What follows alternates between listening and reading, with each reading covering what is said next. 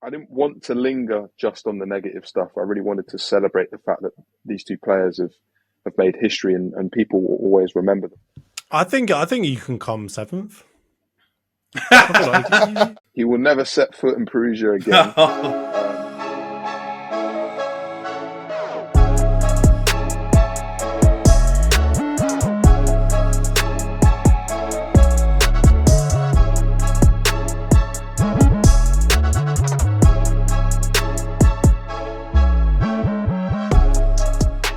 Hi everyone, welcome back to the Social Media Derby. Today we've got a really special guest and a good mate of mine from Sky Sports Days, Jay Harris, Brentford reporter from The Athletic. What are you saying, man? Yeah, I'm all good, man. Like you said, known each other for a long time, so thanks for getting me on. It's a pleasure. Yeah, it's been overdue, man, and it's a perfect time as well because Brentford reporter, like I said, Brentford have played both of our teams, United and Arsenal, so you can give us some intel on how you think both teams are going to do, as well as just chat about Brentford, man, because I think it's been a really interesting start for them as well this season. But yeah, we'll get into it in a minute. But hey, Jonty, what you saying, man? Back from holiday? How you doing? yeah, man, I'm all right.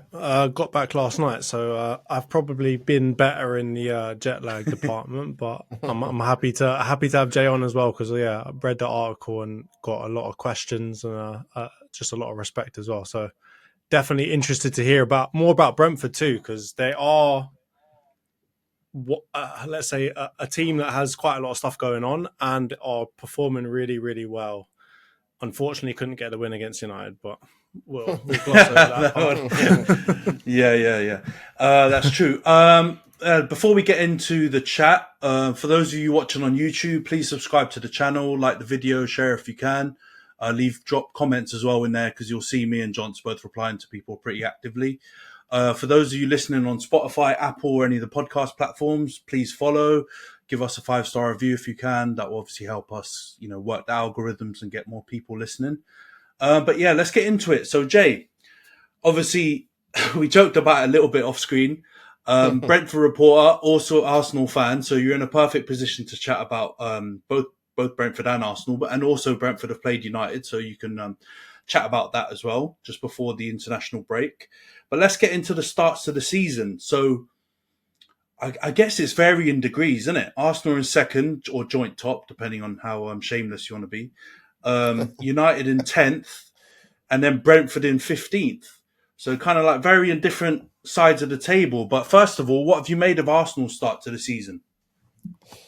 Yeah, it's funny because the levels Man City have set over the last, 7-8 years that Pep Guardiola's been in charge, made me feel that when Arsenal drew with Fulham and were going to draw with Man United before Declan Rice popped up with that goal, I thought the league's over. I thought, which is mad. And I tried to tell myself afterwards, Manchester City have just set ridiculous levels that we've never seen really in the Premier League before. Obviously, Liverpool did it one year, but it's so hard to keep up with them. Like, there's no shame in some of these results Arsenal had posted. But having said that, obviously, Rice and Jesus scored against Man United and turned it around. A very boring game against Man City, but Martinelli got that goal. Like, it doesn't matter. You just got to grind it out sometimes. So I think Arsenal fans can be really pleased with how it's all going. I think it's probably a good thing they've not hit their best form yet. There's hopefully still a lot to come. Obviously, everybody knows that the Havertz situation is a bit of a weird one, and we still haven't really seen the fruits of that. Big Champions League game coming up in the next couple of weeks against Seville, a double header. After losing to Lens, that's going to be a big one. But yeah, with Arsenal's progress, can't make any complaints really. Undefeated in the league, of course. Man United, I can wind you up about, and then Brentford, I can get a little bit upset about because it's not going to plan at the moment. Yeah, I was going to say, you're definitely going to get your joy from the Arsenal and United segments, not so much from the Brentford one at the moment, because it's been a mixed bag. But no, I was going to also ask you on the Raya situation. You obviously follow Brentford. He was at Brentford last season, as well as some other seasons before that. What have you made as of his start, and what did you make of the transfer in general? Did you think it made sense, or a lot of people arguing that Ramsdale was already a really good number one? The transfer just came completely out of the blue. If I'm honest, towards the end of last season, there was so much noise about David Raya potentially joining Tottenham Hotspur, and Yeah. that move just seemed to make a lot of sense with Hugo Lloris, where everybody thought he was going to leave, but he's clearly no longer the first choice goalkeeper there. You knew Man United would be in the market. You knew Chelsea potentially. I don't think anybody thought for a second that Arsenal would be looking for a new goalkeeper, especially when Aaron Ramsdale signed a new long-term contract. But kind of the history to it is that Arsenal's goalkeeping coach, Inaki Kana, he used to work at Brentford, gets on very well with David Raya. And so that's part of the reason why they kind of brought him in. And maybe I'm a little bit biased because I don't watch Ramsdale week in, week out. I watch Raya for 2 seasons, week in, week out. I saw how good he is. But my gut instinct when the deal went through was it's only a matter of time until Raya becomes number one. Just the optics of the deal and everything. It didn't make sense to commit to spending, I think, £30 million next summer and to potentially unsettle Ramsdale if Raya's not going in as number one. So, yeah, I was really surprised by it. I think he's been okay. I don't think he's been excellent so far. I mean, that Manchester City game, those first 20 minutes, he was looking shaky. Yeah, he was looking a bit shaky, yeah. Really shaky. And that's the thing. Gary Neville was hyping that up as well, though, on comms. If you guys were listening to comms, G Nev was going in. Yeah, he was. And Raya, he's been capped by Spain, I think, 2 or 3 times. But obviously the majority of his experience is in the Championship, it's in the Premier League with Brentford. And it's one thing when you're Brentford and you play against Tottenham and Man United. It's another thing when you play for Arsenal and you're in those games. So I think he's being exposed to a level of scrutiny and pressure that he's not experienced before. So there's obviously naturally going to be a few bumps with that. But otherwise, I think he's been pretty decent. There's lots more to come from him. But yeah, when going back to when it was first announced, I was definitely a bit confused. Yeah, because me and Johnson chat about this a little bit on the pod before, and I was of the mindset of the same as you. Basically, I thought, look, there's something going on in the background. Like they've probably wanted Raya for a little while now, and him coming in, it just doesn't seem to make sense. This whole like 2 good goalies will rotate them type thing. I think it was a bit of a smokescreen. Johns wasn't too happy with that. I think he likes Ramsdale quite a lot, so he thought there was going to be a bit more of a battle. But yeah, I don't know. I've been a bit shaken by his shaky start, man. I thought Raya was like, I thought it was close, but I thought from what I'd seen of him at Brentford, and when you look at the goalkeeping stats and stuff, he's always near the top. So by that, I kind of assumed he was one, a top goalie that would probably usurp Ramsdale. But now, man, watching those few games, it's very reactionary, I will admit. But I don't know, man. I think it's it might not be the right call. I feel like this might be a miss for my town. You're chatting breeze. You can't jump from one side of the fence to the other side, man. You said it. You said he's better on the ball. You said all of that, right? You saw Ramsdale's also been shaky, right? He got lobbed, like wrong-footed. Can't remember who it was. Was it Andreas Pereira? Fulham game, wrong-footed him completely. He's had shaky times. He had shaky times last season too. I was naive in thinking that we would go and try and replace one of the better parts of our team from last season. And that's why I couldn't get my head around it. I was thinking this has got to be, it's a loan deal as well. So if you're going to go and do that, at least do it like in a defiant kind of like definitive, here's what I'm doing kind of way. But we got him on a loan deal with obviously the option to buy him. So I couldn't get my head around why we would do that when we've got other parts of our team that maybe need a bit of work. So, I mean, from that point of view, I couldn't let myself believe it, but at this point, I feel like I'm sold. Like it's gonna be it's gonna be him now. And I actually the thing that I've got to ask Jay about is I was worried that it was going to become like a media circus, and it did for a while, where everyone was just like constantly panning to Ramsdale off of every mistake or everything that came from Raya. They were looking at Ramsdale. I feel like it's kind of died down now. Do you still feel like the people in the media are like talking about it more and they still care about it heavily? Or do you think it's maybe moved on a bit? It's still going to be a hot topic just because I think Ramsdale is probably the closest contender to Jordan Pickford for England's number one. And certainly I think a lot of people see him as the natural successor because of his ability on the ball and because he's playing for one of the biggest clubs in England.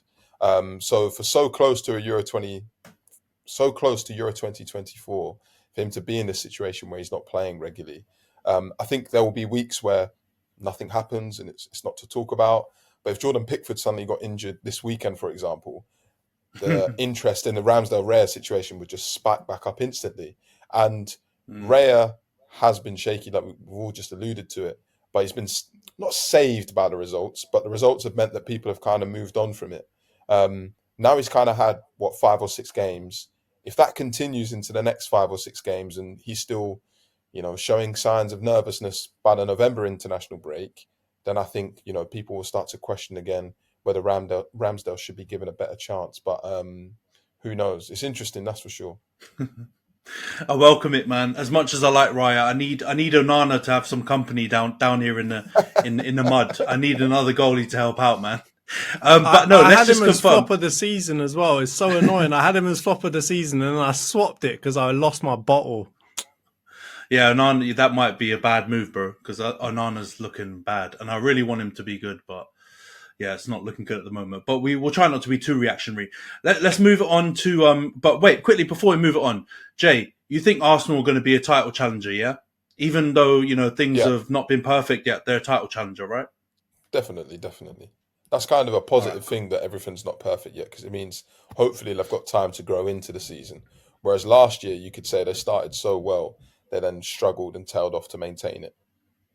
Nah, 100%, man. And I was chatting with Lincoln, who was on last week, about that City win, and it was ugly. It was smelly. It wasn't the best win ever, but it means so much, man. I was looking at that record that they had against City in the league, and it was looking bad. It was not looking good. So to win that game, it means a lot. So I agree. As much as I want to say Arsenal are going to, bottle it again, I don't think you will. I think Arsenal are going to go right to the wire, and I think they'll be City's biggest challengers. No Liverpool. Let's get on to United then, as much as I've been trying to avoid it. 10th in the table, losing to everyone at home, which was kind of our strongest form from last season. What have you made, Jay, of our start to the season? Be kind. All I can really say is that when Scott McTominay scored that second goal against Brentford just before the international break, I didn't speak for a good 10 minutes. Like, I was vexed. I was really annoyed. I was gutted for Brentford, so close. But United were just so poor that day. The first 45 minutes looked so average. I know, we were just joking about Onana a minute ago. But there were just times in that first half where he was just hitting the ball long to Højlund, who's playing as a lone striker up against, I think it was Ethan Pinnock, Nathan Collins, Christopher Ayer. So 3 tall, very good in the air centre-backs, and you're hitting it long to Højlund. And obviously Onana's been told to do that. It's not his fault. But I just thought, okay, well, straight away, that looks like a team that's just a bit dysfunctional, doesn't quite know what it's doing. You've got Harry Maguire and Johnny Evans trying to play out from the back. Yes, that's in Maguire's repertoire, but when his confidence is just absolutely shattered, he doesn't look particularly good at it. So, to me, it really just felt like you just lucked to win out of Brentford. It was quite funny after the game. Scott McTominay was asked, what did Ten Hag tell you as you came onto the pitch? What kind of incredible speech did he give you to motivate you to score twice? And McTominay said, I couldn't hear what he said. So, and then you've also got to remember, it looked like McTominay was out of the door at one point in the summer. So to me, it was like, okay, well, a player you don't want, who didn't listen to you, has saved you the game. And I think that just kind of sums up United at the moment. Felt like you had a lot of positive momentum last season, winning a trophy, signs of positive progress under Ten Hag, maybe moved on some players like Cristiano Ronaldo, who there was quality there, but were having a negative impact on the squad and the club overall. And for some reason, it just seems like you're taking a backward step. Of course, injuries to Luke Shaw, Malacia, Reguilon have all played a little bit of a factor. But I also think, and I said this to a few colleagues, everybody pointed out when you signed Casemiro that due to his age, he wasn't going to be a long-term option. He was going to be a short-term option.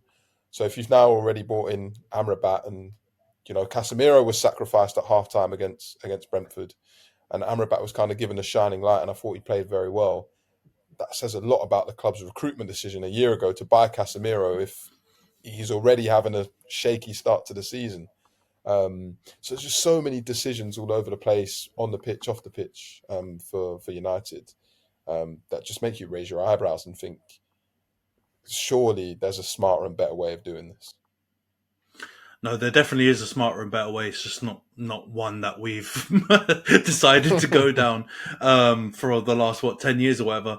This is also off the back of news that Sir Jim Ratcliffe's going to be most likely purchasing 25% of the club, and the Qatari takeover that we were talking about for months and months is not happening. So that's another extra little bit of good news to throw in there. But no, I agree with you completely, man. We were poor against Brentford. I said it on the pod last week.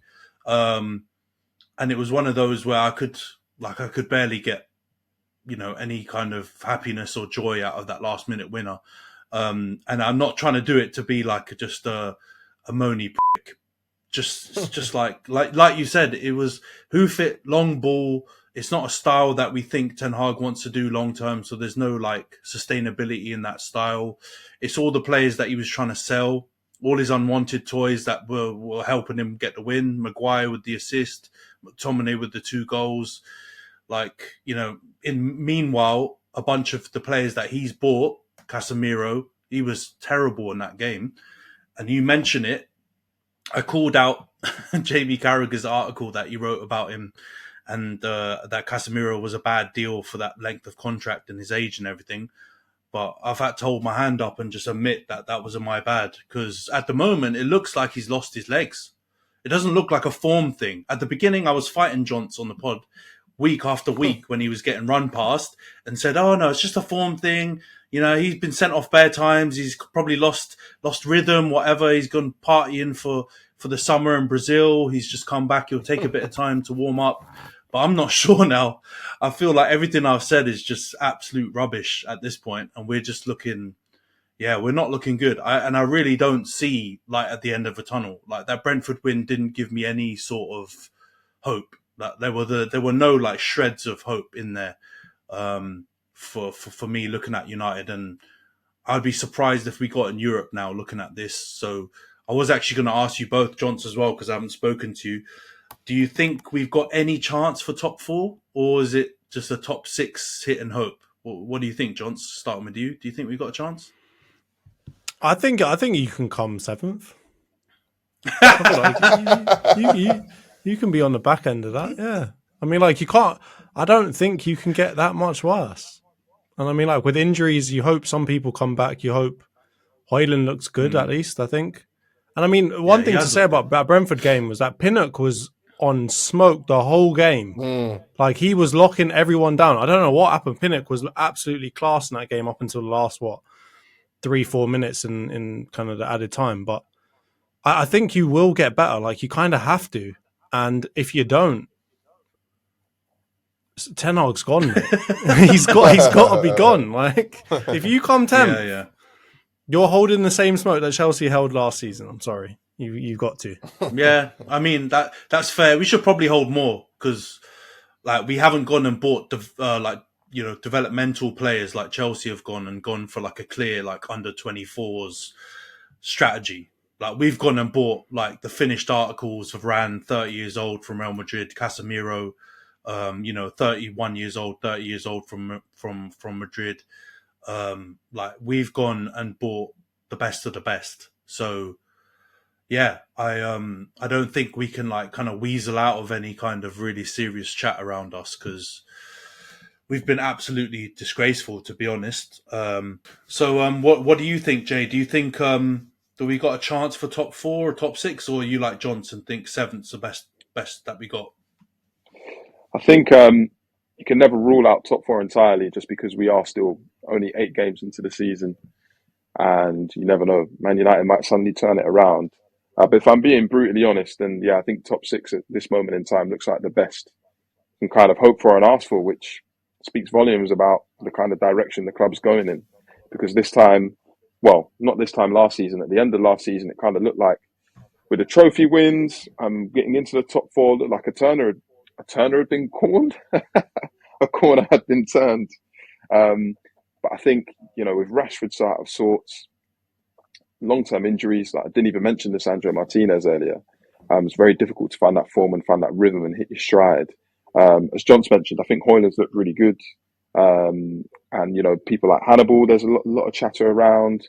But otherwise, I just think some of the teams that are fighting for that top four, top six, obviously Arsenal, Man City at the top, Liverpool, Tottenham absolutely flying. And then you factor into account Brighton, Newcastle, Aston Villa. They're all in much better shape, much happier teams than Man United. So I think they're all in a better position at this moment in time. Yeah, no. To get those spots.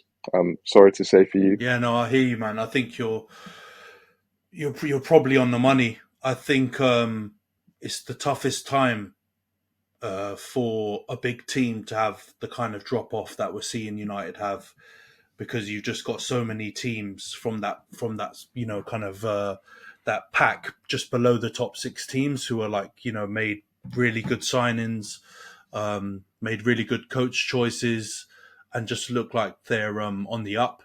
So I think, it would be very reactionary, but I've been very reactionary on this whole pod so far. But I think seventh is looking like the most likely. Maybe scrape sixth, but I think top four is probably out of the question at the moment when you think how well Arsenal are playing, or how well they're not playing, but still really high up. How well Spurs are playing.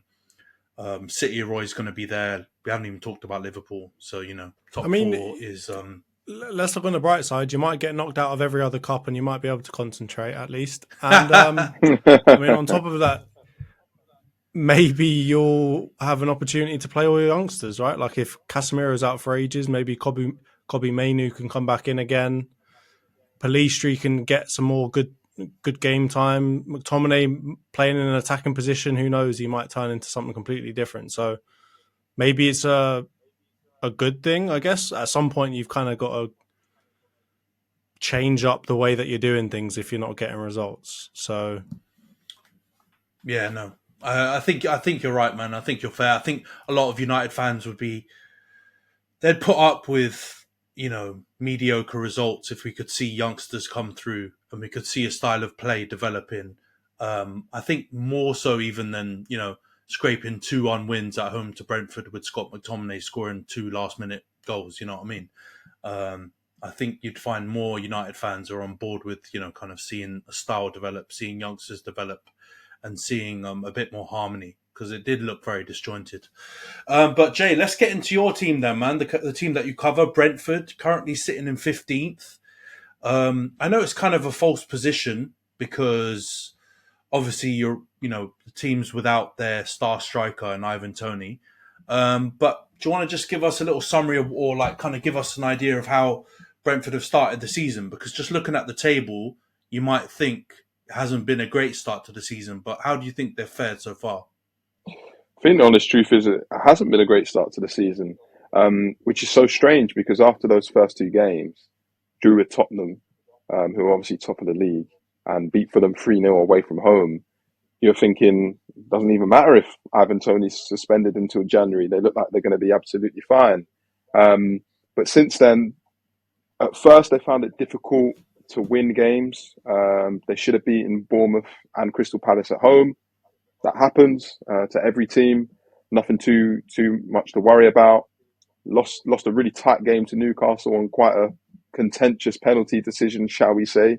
I think people are still debating about whether Anthony Gordon dived or whether he was actually fouled or not. But since then, in the last couple of weeks, it just seems like they've been hit with injury after injury after injury. Rico Henry probably out for the season with an anterior cruciate ligament injury. It's horrible to hear. Kevin Schade, who's such an exciting, explosive forward, Germany international, one of the quickest players in the Bundesliga. Not in the Bundesliga last season, in Bundesliga history. Like this guy's got all the skill set to be a real talent. He's out for a few months. Then you've got Ben Mee, who's one of Brentford's best players last season. He's out injured. Mikkel Damsgaard, who I think everybody's just forgotten about. This was the guy who ripped it up for Denmark at Euro 2020, scored that incredible free kick against England. He's just never hit the ground running for Brentford.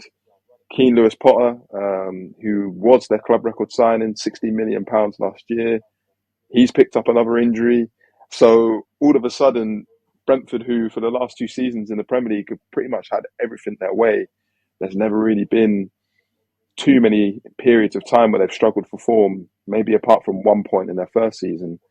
Things just suddenly look shaky because you're looking to the bench and they've got a lot of their B team and 18, 19-year-old players on the bench just because every other senior player is injured.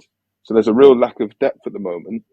But having said that, the performances have still been pretty good. We've touched on it enough already, but very unlucky not to at least get a point against Man United, let alone win. So to come away with nothing I think that's why it stung me so much.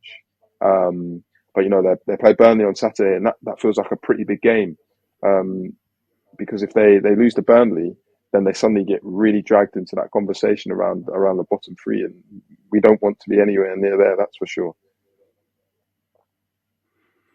Yeah, I mean, on that note as well, after Burnley, their run of fixtures is really tough. Like, I think they've got Chelsea, Arsenal, West Ham, Liverpool. They've got like a really serious run of games after that Burnley game as well. And it feels like, as you were kind of saying, after that Tottenham result, it looked like they were pretty good, right? Like I had Mbeumo in my fantasy league, and I could see him ripping it up, which was making me sad. But yeah, like I think they had a couple of, let's say, winnable games that just didn't go their way. Like I think the red card against Nottingham Forest as well, where they ended up drawing 1-1. Yep. There was a couple of games like losing to Everton's got to sting at any team in the league. I don't care if you're Luton, Burnley, or Sheffield United. If you lose to Everton, it's a sad day. So, how do you think they're going to come out of the next, let's say, I don't know, 10 games? Do you think that's going to be the deciding factor in their campaign this season, or do you reckon they can still pull it back? Like you said, definitely a tough run of fixtures. Away to Chelsea. They have won there 2 years in a row, I have to say.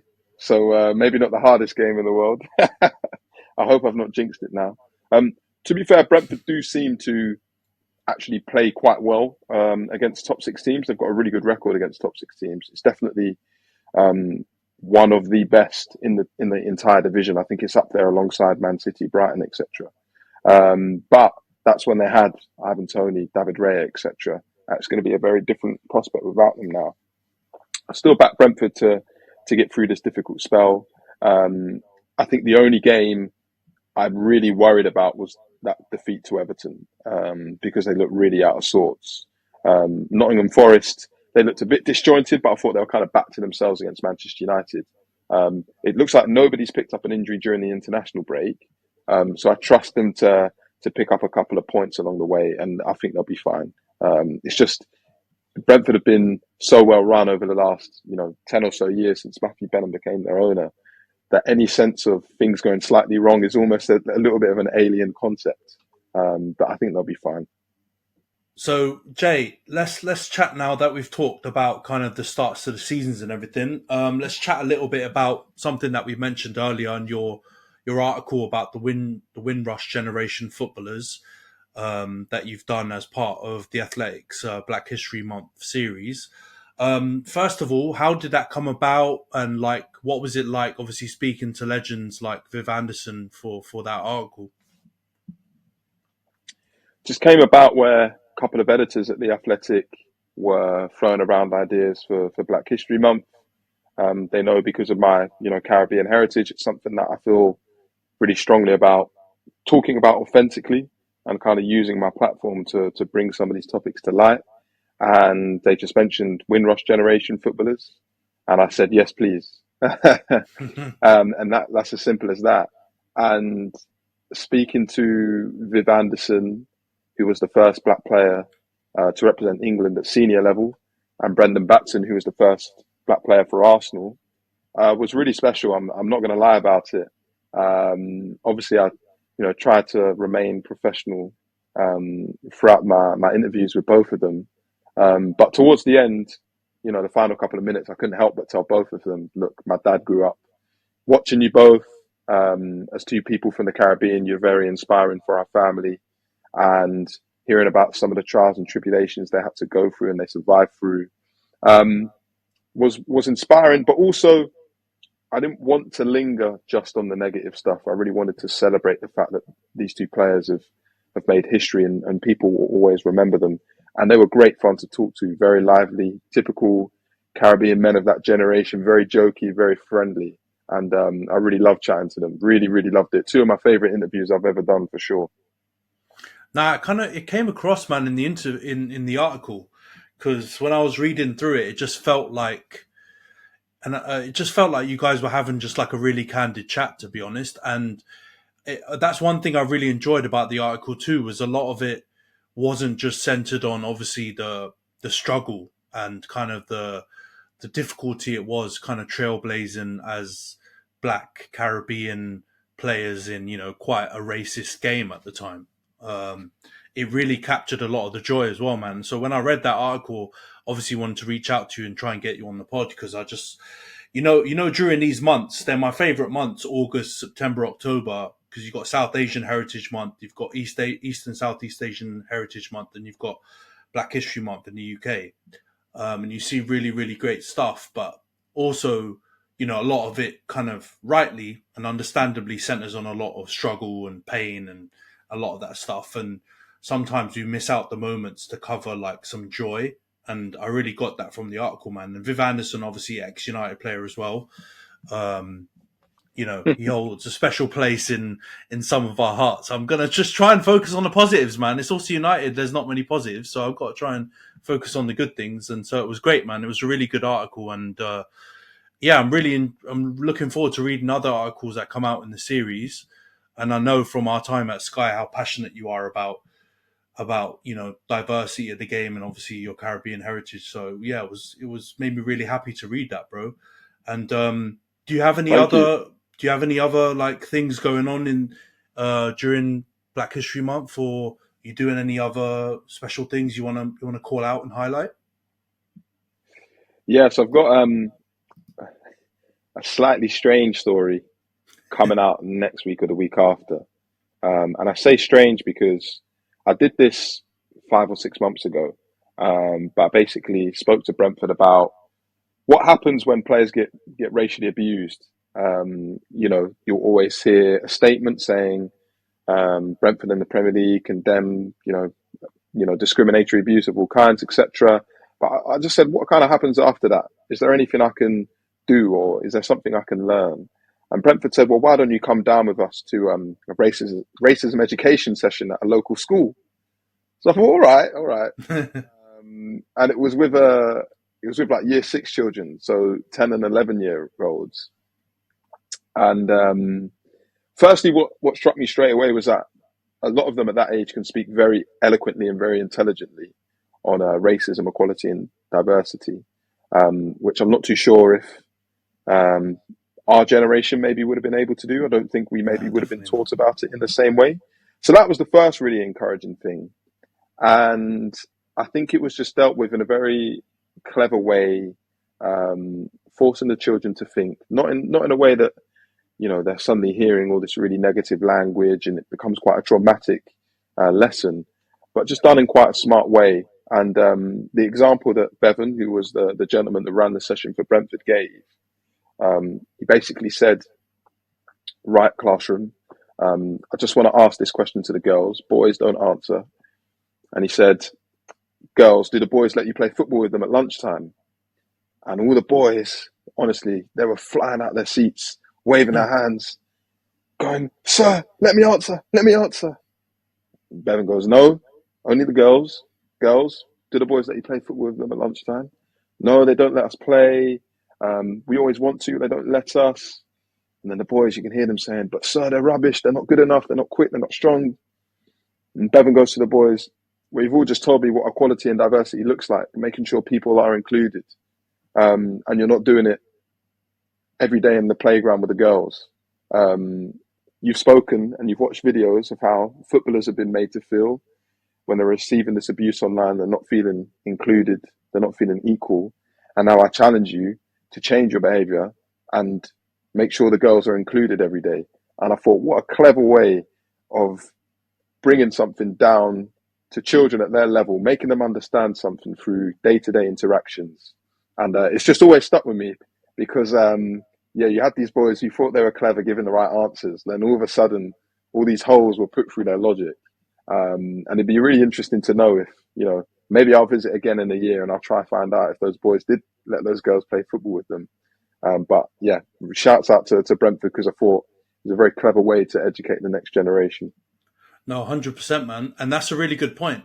A lot of us kind of get stuck in our own little bubbles, isn't it? So, we might be fighting our own personal fights. We've got, affinity to a certain cause, and then not maybe recognizing some stuff that we're doing, which are, not helping uplift other people from other marginalized groups. So that sounds like it's going to be a great one, man. I didn't want to expose too much of the article, so I feel like you covered it nicely. Still leaving it a little bit there for people to read when it comes out. But that should be sick.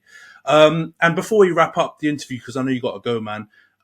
So every podcast, when we have a special guest, we ask them, one special question. Just because I feel like it's a bit of a cult thing as well, you know what I mean? There's not been many famous or notorious Asian football players, especially in the British game. But who is your favourite Asian player of all time? So when I saw this question, there was one name that jumped to my head straight away.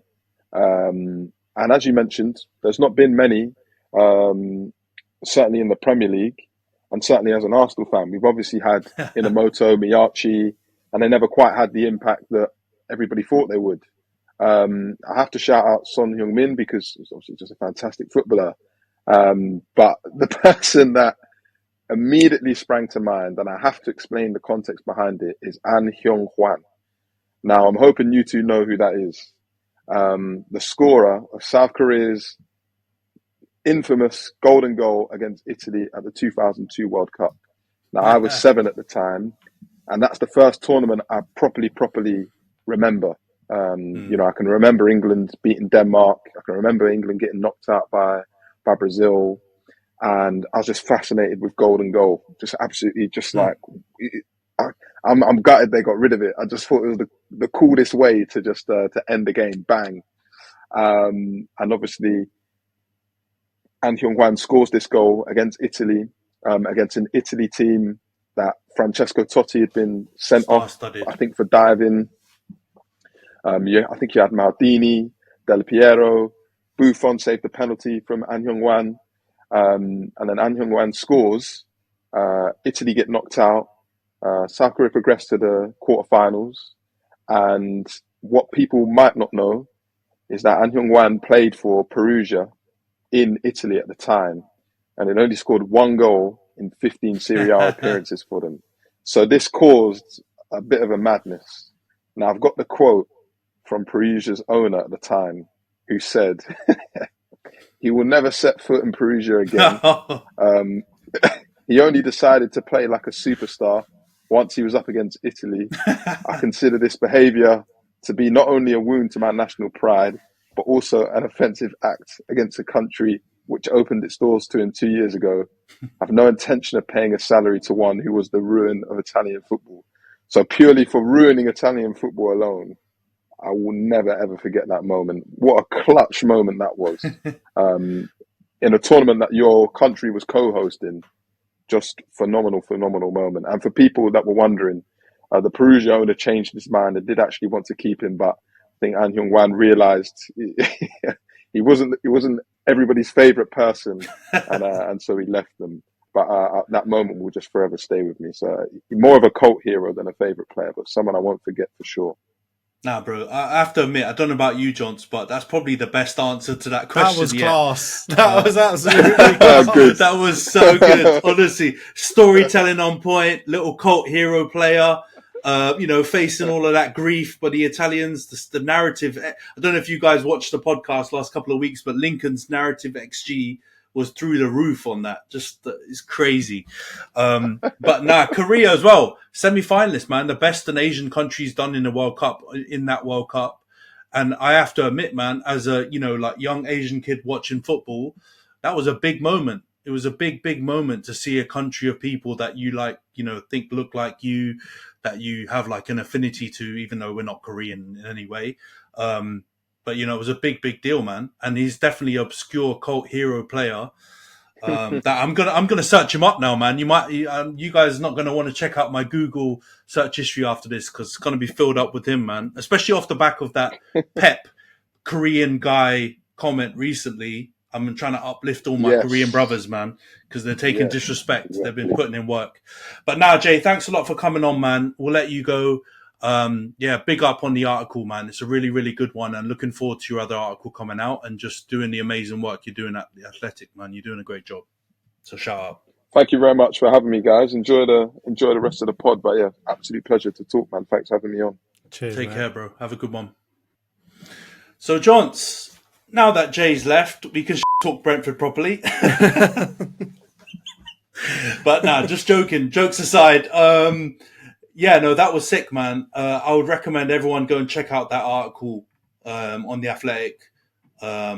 It's a really good article, and if you a lot of our best players in the Premier League at the moment come from Black, African, and Caribbean heritage. So it's a good moment for us to recognise some legends of the game. But before we wrap up the pod, let's quickly go through the previews for our upcoming games then, because we've obviously got Arsenal got some big away games coming up, man. Away to Chelsea, away to Sevilla in the Champions League, which are after Chelsea the Lens ain't a defeat. big game, mate.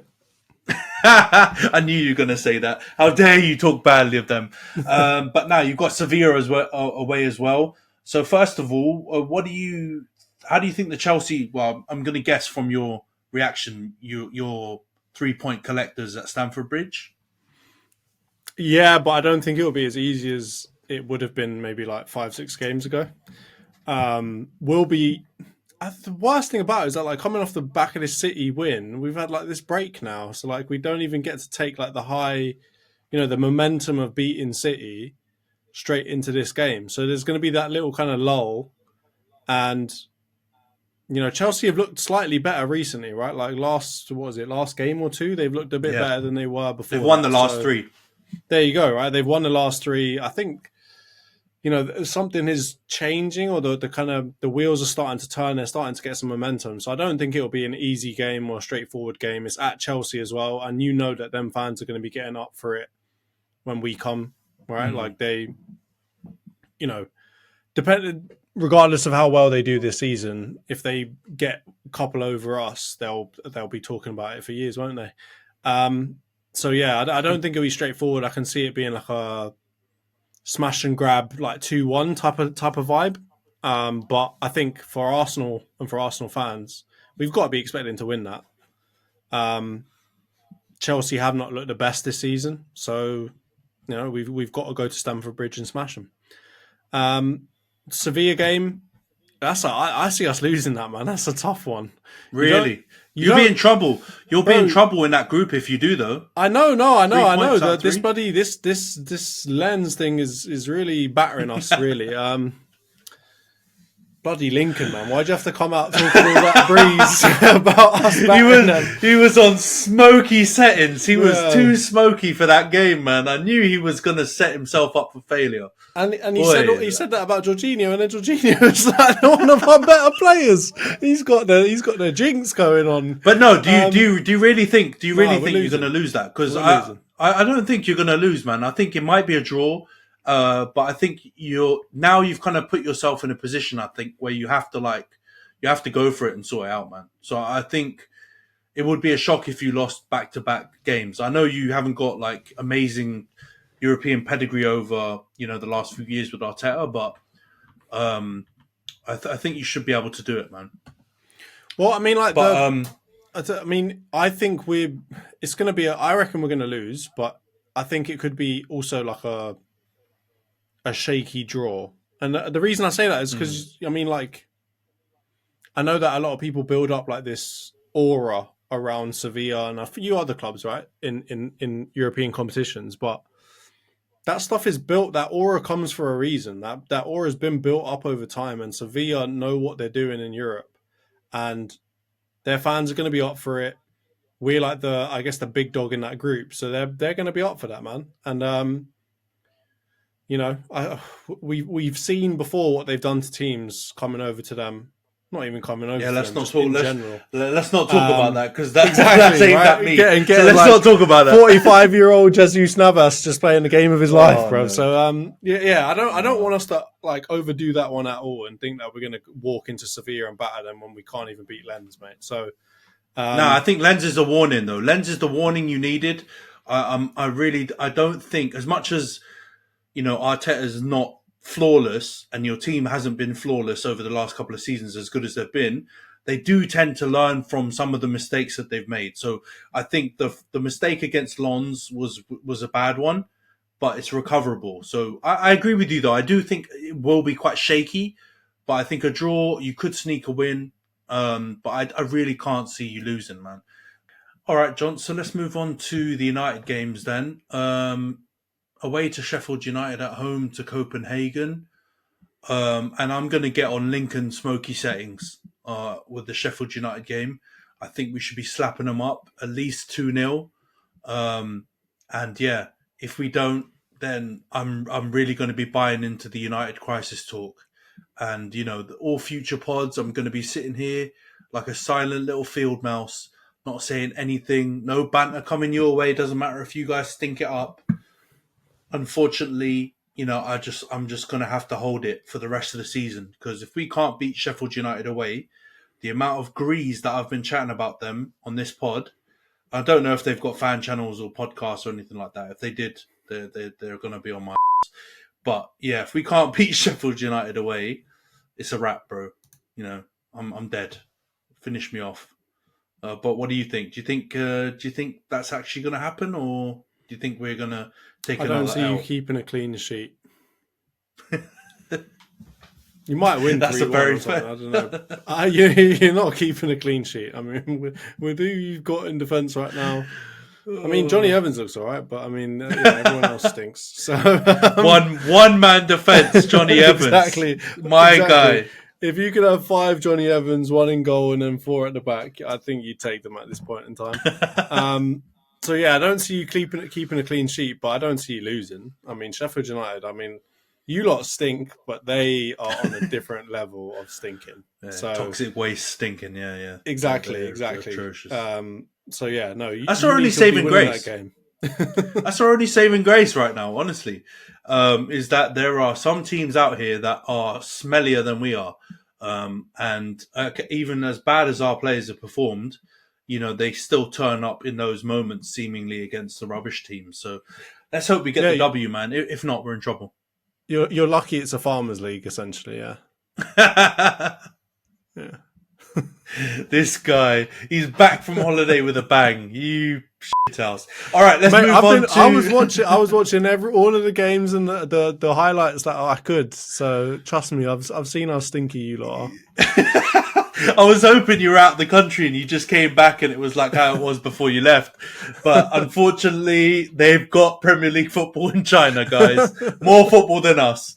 All right, let's go to the Champions League then. My God, it gets even worse. So 2 losses out of 2. We've got FC Copenhagen at home. I was joking with Lincoln. I've even been checking their form just to see what we can expect in those games as well. But that one, I think there's more jeopardy than the Sheffield United game, because they even gave Bayern a bit of a good game in that last round of fixtures. And we are just, boy, if I thought our home Premier League form was bad, that Galatasaray game was stinky McStinkerson, mate. Terrible. And I've got a bad feeling again. So I would hope we're going to win. We're definitely not going to get a clean sheet. The point you just made is a good one. Onana and his biscuit wrists, he ain't going to be keeping a clean sheet, no chance. But I reckon we might win 2-1, or I wouldn't be surprised if it was a 2-2 or 1-1. What do you think? I mean, it doesn't look like you're having too hard of a time scoring. So while I did say you guys can't keep a clean sheet to save your lives, I mean, I reckon old Hoyland's going to go in there and slap up his Scandinavian brothers. But I see his literal brothers play for them. His literal brothers play for Copenhagen. Exactly. So he's going to be slapping up his peoples and his actual family. But no, you're going to let in a goal. It's Man United, man. So again, I'm worried if it's just one. One, it would be great. I could see like a 2-2 maybe, because Oh God. I reckon the travelling fans though are going to be nuts as well. Can you imagine the travelling Danish fans coming to Old Trafford? They're going to be loud, so it's less of an advantage than playing at home versus like a Premier League team, because those fans are coming on smoke, and yeah, so I can see them scoring at least a couple. We're done out here, man. I might as well just prepare and clean out my Thursday evenings and just start singing "Whoa, whoa, do do do do do do," because we're heading for the Europa, mate.